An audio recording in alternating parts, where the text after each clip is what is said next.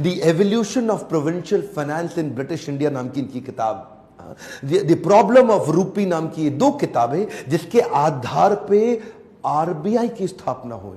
मैं दोबारा बोल दूं क्या, इन्होंने जो किताबें लिखी उसके आधार पे आरबीआई की स्थापना करी गई। कैन यू इमेजिन, भारत के सबसे निचले पायदान से आया एक यंग लड़का जिसकी कोई मदद करने वाला नहीं, आज उसकी बुद्धि पे आधारित हमारे कॉन्स्टिट्यूशन की स्थापना भी की जाएगी। इनकी ज्ञान, बुद्धि और कौशल का लोहा इंडियन लीडर्स और ब्रिटिश लीडर्स दोनों मानते थे। 1947 में भारत आजाद हुआ और गांधी जी के पास नेहरू अपनी पूरी कैबिनेट की लिस्ट लेकर के आए। जब नेहरू, जो कि स्वतंत्र भारत के पहले प्रधानमंत्री होने थे, पूरी कैबिनेट की लिस्ट लेके पहुंचे और बताया कि देखो इनको मैं तो तभी गांधी ने पूछा इसके अंदर बाबा साहब अंबेडकर का नाम कहां है, और वहीं थोड़ी उनकी बहस हुई और गांधी ने बोला कि नेहरू ये तुम्हारी कैबिनेट नहीं है, ये आजाद भारत की कैबिनेट है। तभी उनको कानून मंत्री के रूप में लिया गया और न केवल कानून मंत्री बल्कि तुरंत जो ड्राफ्टिंग कमेटी थी इंडियन कॉन्स्टिट्यूशन की, उसका चेयरमैन भी बना दिया गया। इनकी इंटेलिजेंस के आगे कोई कुछ बोल नहीं सकता था। जो इनसे सहमत थे, असहमत थे,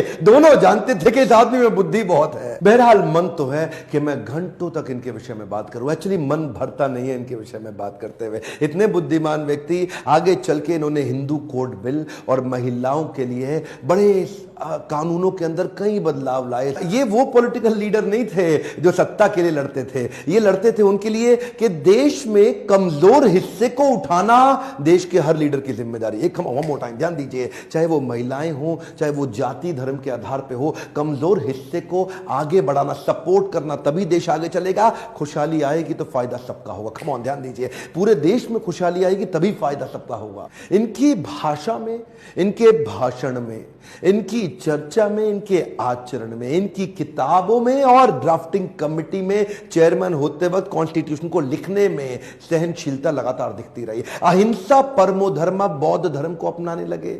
आत्मवत् सर्वभूतेषु, भागवतम में बताया गया है कि बौद्ध धर्म में आत्मवत् सर्वभूतेषु, सभी जीवात्माओं को अपनी तरह देखना चाहिए। ये जो समान दृष्टि देने का उन्होंने प्रयास किया, ये उसके बाद ये बौद्ध धर्म को स्वीकार करने चले गए। आखिरी तक काम प्रेम से करते रहे, किसी से लड़ाई नहीं लड़ी। आपके लिए क्या मैसेज है इसमें? एक मैसेज लेके जाइए, एजुकेशन इज द टूल।